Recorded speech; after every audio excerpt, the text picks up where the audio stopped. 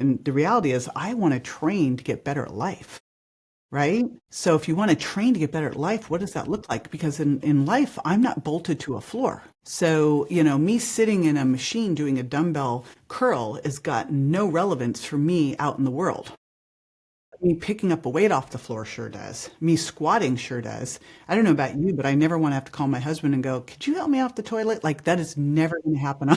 Well, hello there, and welcome to this episode of the Terri Cole Show. This is a very special episode. I just had a very in depth conversation with my new pal, JJ Virgin, who has been doing this nutrition, fitness, expert stuff for, I mean, she's a Hall of Famer for sure, for 4 decades, as she will tell you. Really, part of what JJ has been an expert at is she's been such a passionate advocate of nutrition's healing power, right? How it matters what we eat. And now we all know that, but she was talking about this long before other people were talking about it. So she's done tons of TV, tons of media. She's got a great website, which will give you all the information, but you've seen her because she's been on everything from Rachel Ray to Access Hollywood to the Today Show. And we're just talking all about aging powerfully and what nutrients we really need and how many grams of protein and all of the things that we want to know in how to age powerfully, as she would say, age fearlessly, as I would say. So I hope that you enjoy this episode of the Terri Cole Show with the JJ Virgin as much as I enjoyed interviewing. I am super pumped to welcome my new pal, JJ Virgin, to the Terri Cole Show. JJ, thanks for coming. Thrilled to be here. Just sad we're not doing it in person and throwing a gym workout in after. Yeah, same. Oh my God. Next time, please. Oh, JJ, there's so many things. I was saying at the top when I was sharing your long ass bio about how we'd really come together around Tamsin Fidel's book launch. That was part of it. We were both very supportive. You were emceeing the event in Vegas. There was a whole bunch of stuff. So let's talk about, you've been doing this. I mean, I feel like you're like one, I know everyone says this, I'm but old. it's true. I've been doing it. You can say it. You've been doing this a long time. I was going to say you're an OG, not Okay, old. yes. But I don't mind. Like, I think actually the fact that I've been doing this 40 years and I'm still more excited actually now today about what is going on in the world of health and wellness than I was 40 years ago is like very cool, right? yes. So, I think we should proudly wave the flag of our age. I could totally take out someone who's 20. No doubt. And I think we have Not that I decisions. would. You had decisions to make, and I had decisions to make about how we're going to do it. How are you going to do it? You are choosing to age powerfully. This is something that you talk about. So let's talk a little bit about, like, how did you come to this? Well, no, before that, if you were a Marvel movie character, could we just get like your sort of origin story? What got you into this whole world of health and wellness and fitness to begin with? Usually people have something really exciting, and it's just been my forever thing. Like, I literally started taking dance classes and doing gymnastics because when I was growing up, I know you get this, no one was allowed to lift weights. It was that whole thing, if you lifted weights, it would stunt your growth and all this ridiculous stuff. And so I did gymnastics and acrobatics because that's lifting weights. And then I went in high school, the football players got to lift weights. So I lifted weights with the football players in my little high school down in Richmond, California. But I got into nutrition because I was doing dance. Logical next step, I started studying nutrition literally in the library at age 12. So this has always been, I've been obsessed with two things my entire life, and it is everything around nutrition and fitness and metabolism. And the other side is everything around marketing. Those are my two favorite things. That's it. Well, you've married them incredibly well, which is why you're as successful as you are and why we all know who you are and we all know what you're doing. So let's talk a little bit about, because my audience is mostly women, I would say 35 to 75 probably, and we are interested in aging powerfully. This is I part would of the hope so. conversation. Yeah, I would really, indeed. really hope so. And I think this script has been so flipped. And, see that meme all over the Instagram about the Golden Girls of before and how ridiculous that was. And now you look at women. I mean, look at Christy freaking Brinkley. Look at Christy Brinkley. I mean, Yeah. come on. She's 70. Like she's 70. It's insane. Martha Stewart, insane. Like it is awesome. A couple of years ago, we used to go to the Grammys every year. And the last one we went to before the pandemic situation, it was the Powerful Women series, and it was Dolly Parton and Diana Ross was celebrating her 70th birthday, and J-Lo. It was like the most amazing evening. And Dolly Parton, I'm like, she's the most amazing thing ever. Like, look at her. Still out. And so that's what we really need to do now. You want to age powerfully, hang out with women who are aging powerfully and have amazing women as your role models. Like some of my good friends are in their 70s. Literally, I have a girlfriend who at age 70, she's now about to turn 75. And at age 70, she made more money in that year in her business. And I'm talking, it's a $40 million business now than she'd made in all her years combined. Oh my God. So if anyone thinks it's too late for me, this is just as good as it gets, it's like, no. No, all that was research and development. It's interesting, the too late thing. I remember years ago I was watching Louise Hay. I was at a Hay House conference, and I was in the audience. This is long before I spoke for them, long before I had books. And she was talking, she was like, who here thinks they're behind? And like 350 people were like, me. And she was like, who here feels like they should be further along in their career, their life, their wherever? Everyone, me. And then she said, I didn't start on my spiritual journey until I was in my 50s, and I didn't start Hay House until I was 64, I think. It was something where I was like, oh my God. If she didn't start Hay House till she was in her 60s, I think I'm probably right on time. But there was this sort of relief.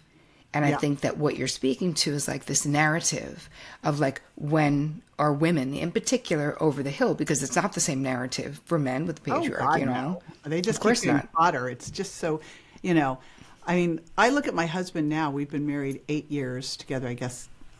Coming on 10? He knows the dates. Anyway. And honestly, I'm like, you just keep getting hotter. What is it? Now, part of it is my influence. A lot of it, I will admit. However, it's like, it's ridiculous. And it should be the same for women. I think Demi Moore looks hotter now. And she's literally coming into like hello. I mean, she's doing incredible stuff. I think, for me, the aging powerfully, I started looking for mentors like years ago when I was trying to figure out like, how am I going to do it? I mean, I'm 61 now. It's like when I was in my 50s, I was just really thinking like, how am I going to do it? I mean, I don't know. Maybe I'll get a facelift. Maybe I won't, but I decided not to. But, these were the thoughts because I have a lot of friends who are in Hollywood, all the people. And then I just started looking, who's doing it the way I'd want to do it. You've already mentioned a whole bunch of women, and then Jamie Lee Curtis, and then Isabella Rossellini, and just women doing it in a way without shame. Yeah. And I think that so much of what you talk about with what aging powerfully means is part of it is that it's embracing it. So let's talk a little bit about, if you could only choose 3 things to improve how we age, what would they be? So 3 things that people would do? Yes. I could say, I want you to do these 3 things. Yes. So the reason I looked at the term aging powerfully is because of the biggest thing that happens as we age. And this one thing, if you work on this one thing, it actually course corrects almost everything. And so as we age, we lose muscle mass. And everyone's heard this. It's, starting around age 30, we start to lose muscle size, like up to 1% a year. But that's actually the small part of the story. The bigger part of the story is we lose 2 to 4% of our strength and 6 to 8% of our power. And the reason is, if you're not using it, you're losing it. The less you do, the less you can do.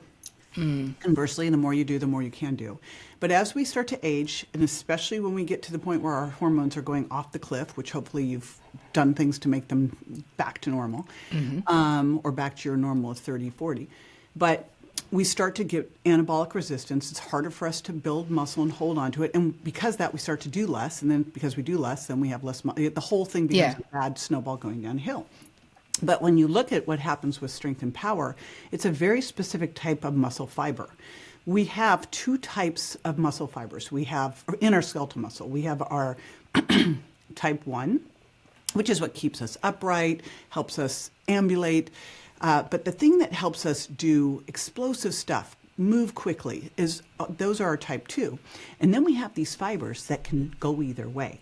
So if you move more slowly, I don't know if you remember all these fitness fads, they're just the same as the diet fads. And one of them was slow training. And I go, that is the dumbest thing I've ever heard about. And I understand the concept. The concept was time under tension. But the thing is, whatever rate you train at is the rate you live at. And I like to train to be better at life, and I don't want to have a slow life. And so, if you look at an athlete would never train slow if they're in a power sport. And almost all sports are power. So if you're doing slow things, if you're doing, yoga, and there's places for these things, but if you're predominantly walking and doing yoga, those are all more on the slow twitch side of things. And so those fibers that could go either way, they go over there. And now you're losing your fast twitch and you're building more on the slow twitch and you're making yourself slower. Worse, not better. And so as we age, not only do we need to protect that muscle and try to pack on, I heard Jennifer Aniston say recently, and I think Halle Berry said it too, I'm trying to pack on as much muscle as possible. I'm like, amen, think like that. Because if you could pack on 10 pounds of muscle in a year, it would be freaking amazing. It is so hard to do. It's so much work. There is no drive-by muscle. You're not going to go to the gym, lift pink dumbbells one time, and wake up the next morning and look like the Hulk. In 40 years of working with women, helping them lift weights, I've never one time ever had someone say, I got bigger lifting weights. They get smaller. It's metabolic Spanx, holds everything in tighter. I've only had women get bigger when they haven't. Right? Yep. That's when you're going to get bigger. Sit on the couch. Guess what happened? So that's why I talk about powerful aging, because I want you to focus on those type 2 fibers. I want you to focus on powerful movements, on as we age, and especially as estrogen goes down, we start to lose that strength, that power. And so that needs to be our primary focus. And so if you focus that way, then all those other things you talked about with aging get fixed, because muscle changes everything. So say more about muscle changing everything. And then can we talk a little bit about how you do it, how you actually lift, and maybe for people who are transitioning now, because, we've been talking about this, and it's funny you mentioned Hallie, because I literally, 6 months ago, saw something where she said, she's like, I used to live for cardio. And we were, listen, many of us are 70s, 80s babies. This is what, leg warmers. This is, come on. I still love leg warmers. I still wear them. You But, do? yeah, I do. Wow. I love it. So Over amazing. jeans with boots. They're so cute. Wow, look at you. But anyway, it really influenced where I was like, well, Halle Berry, dude, she's got a smoking body and always has. And she was like, I used to be all cardio all the time. And so I've been myself amping up my weights, but I'd be so curious, seeing as how you're really an expert at this, what does it look like in your daily life? And what would you suggest for women sort of just making this transition? I'm so glad you asked that. So I'm going to take you back, because I had leg warmers in every color. And not only did I teach aerobics, I ran an aerobics studio. I brought aerobics to Japan. I taught aerobics in Japan in Japanese. I was all into the aerobics train. Then I went to grad school, and I started paying my way through grad school as a personal trainer. And in fact, the way I became a personal trainer is I was teaching aerobics, managing an aerobics studio, and someone wanted me to come teach them aerobics at their house. And I was like, okay, you'll pay me how much? And it was there. We laughed because there was a couple of us, Tony Horton, Mark Sisson, the first personal trainers. There was no name, right? Yep. Back then there were coaches. I was it. But what I quickly discovered was, I could have you on the treadmill all day long or doing cardio dance, but if we started to do resistance training, it changed your body, and you would keep me around. People are not going to pay you to make you worse. And cardio, the minute you stopped, it stopped, right? Yep. So it's like, the difference between building a great interest-bearing account that you can live off the interest versus just making money each week and spending it all. So it became very clear to me in the in the I guess it was the mid 80s that this was what I needed to do. And literally I was at grad school and everything, all the research was being done on cardio. We were funded by Precor and we were told, do not have people lift weights till they lose the weight. And I was like, this is dumb. And I went rogue. And I did my graduate work on lifting, on how to quickly develop strength so you could have better lifting biomechanics. I was like, over here. And found one professor who would actually back that whole thing up. And then I went off and worked on a PhD in nutrition and exercise phys and aging. So I was like, all right, what can we do here? Because all my clients were in their 40s and 50s. And I saw very quickly that things were going sideways, like totally sideways. And so I've been doing basically the things I started doing in the mid 80s. I've been doing ever since. And it was funny, in the mid 80s, I actually got together with an aerobics instructor and we put together a class, a plyometric class. I did a whole graduate school program on this, jump training. And the reason we couldn't teach the class is because we killed people in 10 minutes. And it was before anyone was talking about high intensity interval training. And we were like, but this is great. You don't need to do an hour class. Right. We could do, we'll do a little warm up. We'll do this. We'll cool down. You're out in 20 minutes. Nope. Hard to sell it, right? Yeah. I'm thinking, wouldn't you want to hire a trainer who could get you fit in 20 minutes versus like, let's not pay for the hour. Let's pay for the results. Let's pay for the outcome. And so that's the stuff that I've been doing from that period of time on, has always been, how do you get paid for the results? Because people are not hiring me to get more tired, gain fat, they're not. So it's really thinking about what is it you're trying to accomplish. And the reality is I want to train to get better at life. Right? So if you want to train to get better at life, what does that look like? Because in life, I'm not bolted to a floor. So, me sitting in a machine doing a dumbbell curl has got no relevance for me out in the world.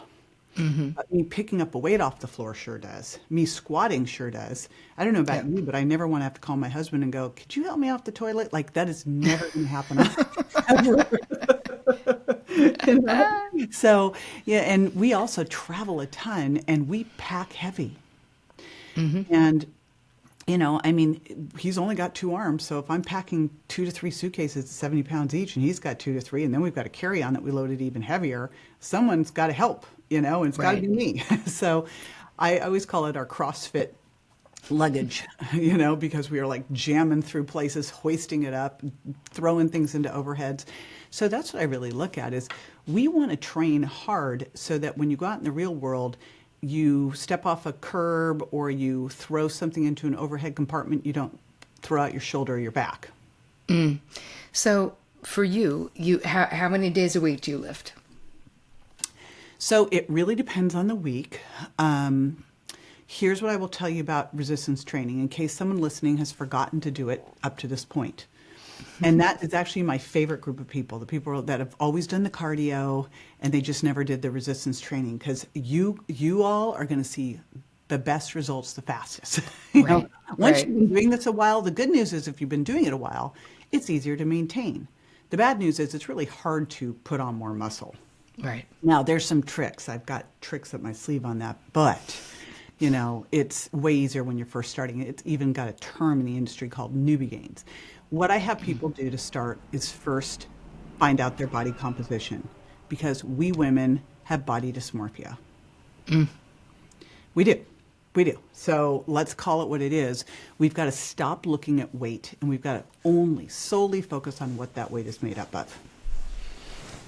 Because I don't really care if your weight's 150 and, you put on 10 pounds. If you put on 10 pounds of muscle, that's fantastic. If you put on 10 pounds of fat, that's devastating. If you put 10 pounds of fat on, it's mainly visceral, you're really in trouble.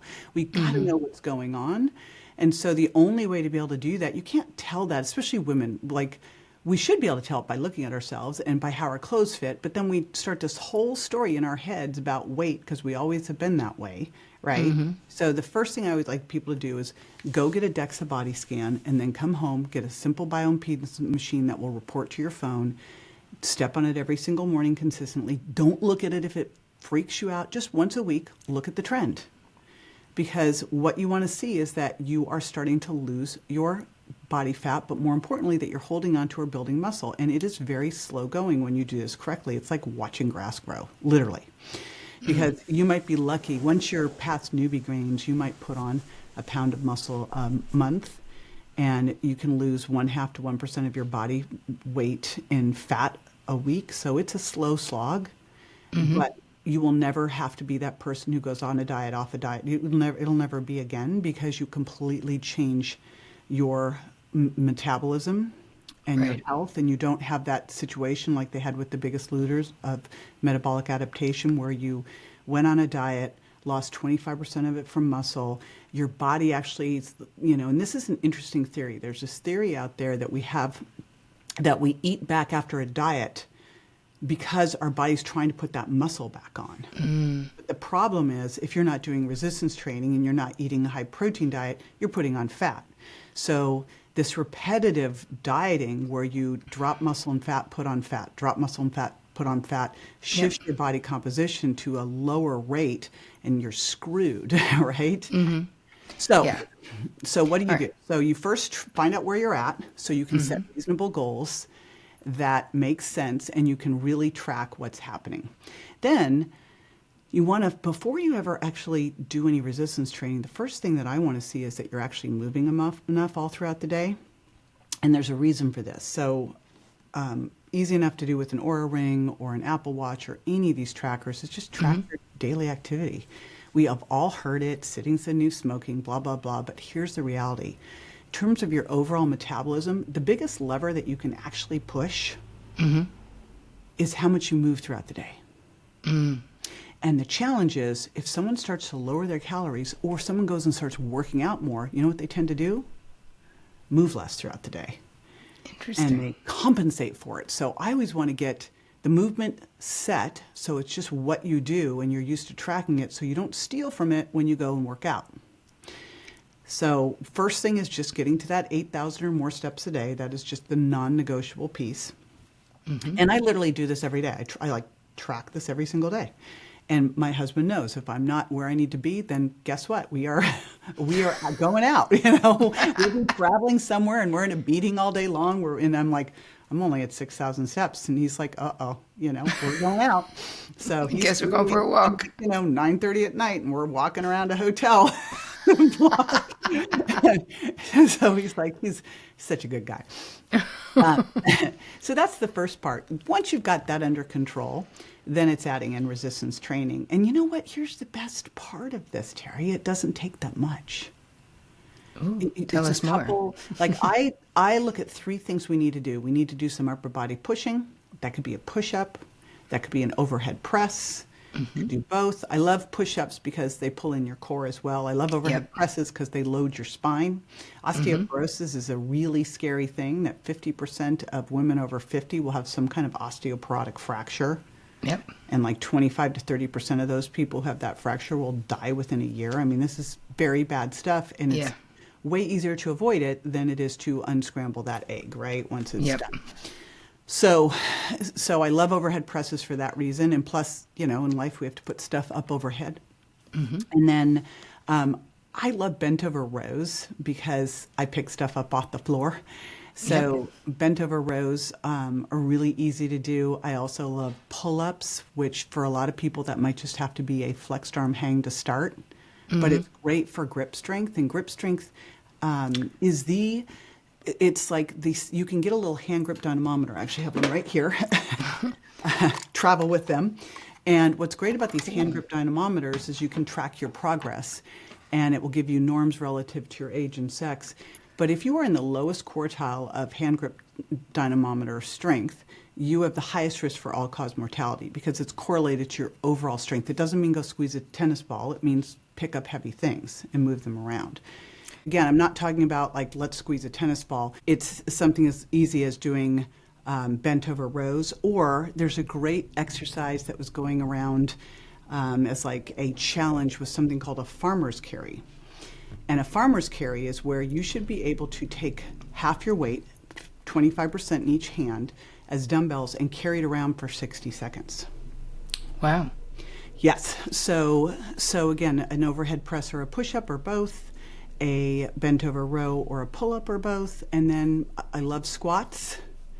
And I blew out a knee at 17, broke a foot at 21. Like I have all these things. And a lot of people will say, well, I can't do this because of my knees. And I say, you need to do this because of your knees. Like when you really look at joint problems, where you really get into trouble is when you aren't moving them. Because the movement brings all of the nutrition into the area, helps with the mobility, right? So you might need to shift your movement a little bit and work with a physical therapist on that, but you want to keep those joints very, very mobile, super important. In fact, I use a TRX machine and a power plate to do full squats. I just need a little support to pull it off, otherwise I'll probably end up on the ground. But to be able to do those full ranges. So squats and step-ups. But again, what I just described there are things you could do at home, things that you can start with no or nothing, or maybe kettlebells or dumbbells, maybe a TRX machine, and you can progress. And literally to start out, if you do 2 sets of 10 repetitions of each of those exercises, it would make a big difference. And then you just progress from there. I love it so much. I have a personal question for you. I mean, personal to me. So I do weights and I do lots of other things, but what I do a lot for cardio is mini trampoline. Have any thoughts about that? So yeah, I still remember back in college, in sorority, everyone would go and binge and go on the mini trampoline. That's my whole memory of the mini trampoline. It's part of an eating disorder. Yes, total eating disorders with mini trampolines, because we were like, you burn 100 calories every 10 minutes. It's like, oh, that's great. So I think mini trampolines have their place, but I don't think they have their place for what people think they have their place for. Like when I think of cardio, kind of here's how I build an exercise prescription. Move more. And I'll tell you what, I love to add into just that move more throughout the day. Especially, I love a walk after dinner because of what it does for digestion and lowering the blood sugar impact of the meal. Throw a little rucking vest on there. Because that's going to be great for bone density and up the intensity of it and burn more calories. Then add in the resistance training and do resistance training, in as functional compound movements as possible in full range of motion so you improve your mobility. And then add in some high intensity interval training. Now, the question I would ask you with rebounding is, are you able to do it and get out of breath? Yes. Okay, because that's the most important thing with whatever you're going to do for the high intensity interval training piece of this, is you want to be able to work out super hard for it, depending on the type of interval training you're doing. There's so many different parameters, but it can be anywhere from the 20-second hard, 10-second recover to a 30-second all out with a 3.5-minute recover to a 1-minute hard, 1-minute recover. I love that 1 minute on, 1 minute off. But you have to get to that point where you feel like you can't go another 10 seconds. You're out of breath, your legs are screaming at you. That's the goal, because what you're trying to do with interval training, it's the biggest stimulus you have for improving your VO2 max, which I talked about grip strength being important for your all-cause mortality. The number one predictor of your lifespan is VO2 max. Which is, tell us more about that, because I don't even know what that is. VO2 max is, and you know what drives me nuts? Like when you really look at what should a physical be, a physical should be get your body composition tested, get your grip strength tested, get your VO2 max tested, and then do some basic metabolic health parameters like fasting insulin, blood pressure, triglyceride HDL ratio. Like we do the weirdest stuff. So, because by the time your blood sugar is funky, you've had fasting insulin problems for a while. You fix your muscle mass, you'll fix your blood sugar problems 90% of the time, unless you just have stress stuff we have to address. But VO2 max is a measure of how much, if you were doing max exercise, how much oxygen you can consume. And that really tells you how well your heart functions and how you can process oxygen and create energy. And so one of the things that can really impact VO2 max is that high intensity interval training. And the cool thing about high intensity interval training, if you do it 2 times a week, 3 times a week, like resistance training, hit each body part 2 times a week. 3 times a week is better. 2 times a week is kind of the minimal. HIIT training, same thing, 2 times a week. 3 times is better. But what HIIT training does is it helps you burn off visceral adipose tissue. So that fat around your waist, that as estrogen goes down and fasting insulin goes up and inflammation goes up, you start to store more fat around your waist. My mom used to call it shifting sands. It's like she totally lost her butt. It all went into her belly. I'm like, I'm not having that. That is, I do not want shifting sands. But besides burning off visceral adipose tissue, HIIT training teaches your sympathetic nervous system how to handle stress better and recover, but it also raises something called lactate.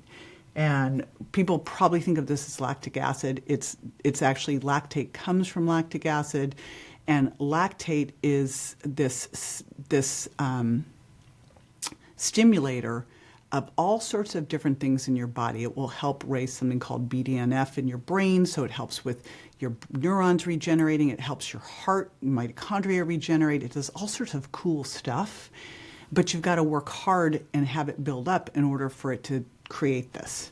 And so that's why you want to do high-intensity interval training. Ooh, I love it. All right, I have another one question, because I get this question a lot, and I do not know because I'm not an expert at this. But people will be asking me, what am I doing around protein? Always the question of protein. Everyone's talking about protein. So can we talk a little bit about protein? What do you think is optimal? Talking about protein, especially, doing this for 40 years and living through things like the crazy vegan diets and all the rest of it.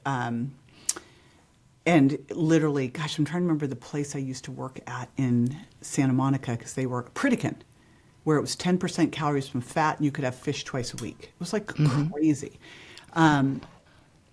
But the reality is, as we age, we need more protein, not less. The protein guidelines that we have in the RDA were really built for young men who weren't reliant on their hormones to build muscle, and it was it was the minimum dose that you would need, not the optimal dose, the minimum. So it's the minimum dose you would need as a young, a 20-year-old male or female is very different than what someone 40 plus needs because of anabolic resistance. We're now not relying on our hormones to help us build muscle. We need protein stimulus. We've got digestive enzymes starting to decline. So what we now know is that you actually need more protein, not less, as you age, and that we are about half of where we should be in terms of the RDA. And then you look at the average woman, and the average woman is getting like 60 to 70 grams of protein in a day, when you really should have as your minimum 100 grams a day, but it should really be dosed more on your total body, your target body weight, like where you really should be weight-wise, like what would be the right weight for your physique, for your height, for your bone structure. If you look at that, just put, basically take that in grams, and that's how much protein you should eat in a day. Then you want to make sure you're getting a good amount at your bumper meals, at your first meal and your last meal, because your first meal, you're breaking that fast, and you want to have enough protein, and specifically enough of the essential amino acids to trigger muscle protein synthesis to stop the catabolism. And then the last meal, you want to keep that muscle protein synthesis going as long as possible. So we're doing muscle protein turnover all the time, building up, breaking down, building up, breaking down. So as we age, what happens? We break down more than we build up, with our bones, with our muscles, with our collagen, right? So we want to do the things to reverse that. So how do you, I take collagen, it's got 20 grams of protein in it. Collagen's don't think of collagen for protein, though. Right. Just I guess things more. But can mine has protein in it, though? Is that bad? Well, so collagen is protein, but it's not, I don't want you to think of it, let me break down protein. So okay. We eat protein, we have the 3 macros: protein, fat, and carbs. Fat, we're eating fat and protein, and carbs are fuel sources. But within fat, there's essential fatty acids, ones we must have to survive, specifically omega-6s and omega-3s. We don't actually have to have any carbohydrates to survive. However, we are better off, especially as women, having some carbohydrates, because it will take the stress off our adrenal glands, and we need the fiber and the polyphenols for our gut microbiome. Protein is our function macro. We need it to rebuild. Now, the most abundant protein in the body is collagen. However, it is not a complete protein. And so we want to get collagen in, But when you really think of getting enough protein, if it was all from collagen, it would be problematic because there's 20 amino acids that we're looking for from protein, and we must get 11 of those, or I'm sorry, 9 of those from the diet. So there's essential aminos and then conditionally essential. So you won't get that if you just do collagen. Now, I love collagen. I take it every single day. If you look at the research on collagen for joint health, for bone health, for skin, hair, and nails, it's fantastic. And if you look back 5,000, 10,000 years ago, 100 years ago, we were doing foods like we ate very differently, and we got collagen in our food, which we just don't now. So I do collagen every single day, every day. Yep. And if I'm recovering from something like laser or whatever, I up it, I double it. Now, the other side is you're working on getting these essential amino acids. Personally, I think one of the most underrated supplements out there are essential amino acids. Because what I want to make sure of is that we are getting enough protein, but also getting enough essential amino acids. Because we store carbohydrates when we're working out in our muscles so that when we go work out again, we can take them out in a specific, like if you're doing push-ups, you're not going to get carbohydrates out of your butt. You're going to get them out of your, your chest and your triceps. But for fat, we've got pretty much an unlimited storage capacity for fat, but protein is how we build muscle. And if we need extra, we got to break down muscle. So I want to minimize that as much as possible, make sure I have optimal protein on board. So not only am I getting that 1 gram per pound, and I'm prioritizing more animal protein because the essential amino acid profile of an animal is same as us. The essential amino acid profile of a plant is made to rebuild plants. I'm not a plant. So I want to eat plants. Like I think the best diet is animal plus plants, but I'm looking at plants more for the fiber and polyphenols from my microbiome and fuel. Yep. And I'm looking at the animals for the function. And so alongside that, I still take essential amino acids. And in fact, when I go to the gym, I have a little bottle, actually a huge bottle with green tea. And then in it, I put my creatine for women product. I put my essential amino acids and I put electrolytes in there. So I'm covered. All right. So this is how we can actually do it. So we're sort of supplementing for some of the stuff because it just seems to me hard for me to think about eating 140 grams of protein here's how you do a day. it. Like I get about 200 grams in. Now, wow. I've always been a big protein eater, though. I remember someone was they were doing an evaluation of my microbiome, and they go, you just have the kind of microbiome that actually does better on higher protein, like even as a little kid. However, I will tell you that for a woman who's looking to do recomposition, drop fat, and ideally first think of putting on muscle. Muscle's metabolic spanx, holds everything in tighter, boosts your resting metabolic rate. Muscle is also a sugar sponge. It gives carbohydrates the place to land so that they don't get converted over to fat and stored as fat on your body. And muscle is this multitasking messenger that's going to help with insulin sensitivity, blood sugar control, reducing inflammation. So I always think first I focus on muscle, but then we can start, once we've got muscle humming, we can do a little caloric restriction, start losing fat, right? If you want to do that the easiest, eat protein first. It's far more satiating. It's also far more thermic. You spend about 25% of the calories from protein just in the digestion and assimilation of protein, cleaving off that nitrogen. Contrast that with almost nothing for fat and about 5 or 7% for carbohydrates. So if all you did was take the same amount of calories you're eating right now, eat protein first, and displace some of your fat or carbs, you'd actually start to lose weight just from that, lose fat just from that, and you wouldn't be as hungry. But as you want to move into caloric restriction, you want to make sure you have enough protein to hold on to muscle, or better yet, build it, and that you're satiated. And protein, the big things that help with satiety are protein, also fiber, and high fluid intake. And so vegetables have a lot of water in them. They have a lot of fiber in them. So eat plants, plants and animals, it's way easier. All right, makes sense. All right, I have a question for you that's not related to all of this, and then I want you to tell us where we can find you, people who are interested in all the things you're doing. But I love to ask people about boundaries because I'm still obsessed. So my question is, for you, is there anything that you've sort of done in your life? Like, what has been the hardest boundary that you've had to create, or the biggest boundary struggle to overcome, and have you overcome it?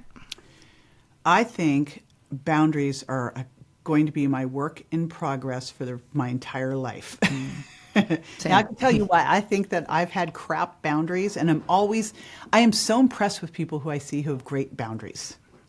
I don't know if you've had Marie Forleo on your podcast. Mm-hmm. Marie is the best boundary human. Like when I have something going on where I feel like my boundaries got crossed, I just call Marie. she's like the queen of the best boundaries. Yes, amazing. She's a boundary boss. She is incredible with it. Oh my gosh. I think, I'm an adopted kid with a adopted alcoholic dad. I think that just kind of set up some really wacky boundaries growing up that I just never even understood until maybe 10 years ago, maybe. And so it's something that I'm always working on. We were talking offline, like time is my one, like, boy, if I feel like someone wasted my time, I lose my mind. But I think I probably chose the world of health because it is, I think, probably the number one profession, career choice for people who have crappy boundaries and want to overgive. Yeah. Right? You could say that about people in my industry as well. So yes, agreed. Yeah, I love that. Like, here, take everything. I remember I was so broke doing something, and I literally gave away my last $500 to my friend because she needed it. Yeah. That would be like, I would go, stop doing that. I had a really beautiful Piaget watch someone had given me, and a friend loved it, and I took it off and gave it. I was like, stop doing that. Just stop it. Yeah.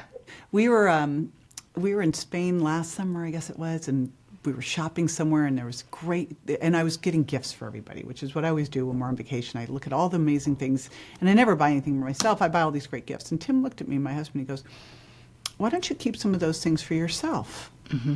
And I'm like, huh. Yes. Wow. The over giving and the over responsibility is just very high functioning codependent of you, to be honest. But yes. So that is, I'm really fortunate to have a very mentally healthy husband who's also done his work, who can kind of shine a little light when I'm doing it and go, hey, not in a way that you are like, stop it, right? In just a way of like, oh, got it. Yeah. Didn't realize. Thank you. Yeah. Amazing. All right. So tell us, where can people find you and all your things and all your books and all your things that they could join and do? Well, the book is in process, this last book. I always say the last book, but I actually know the book after this book. So this book is getting turned in a matter of weeks. Yay. And we created alongside it a powerful aging method program. So we have been running that now. We've got our second beta group of that, which is really fun. Like, I just love seeing women start to feel stronger, because the way you do one thing is the way you do everything, as you know. As you start to feel stronger in one thing, you're like, wow. So I have my Well Beyond 40 podcast, which I'm excited that you are coming on to. And then on my website, all of the things that I do, YouTube, IG, all the stuff that we do now. Wow. Which is just a lot, isn't it? It's like... So many things. So many things. But, recipes and blogs, we really have it takes a village to put all this information out. But I'm really dedicated to doing it and being able to support as many women as possible. Yay. All right, you guys, we will put everything in the show notes. JJ, thank you so much. Honor and a privilege. I super appreciated being in conversation with you. Thank you for everything that you do. We love you. To be continued. Yay. Thank you.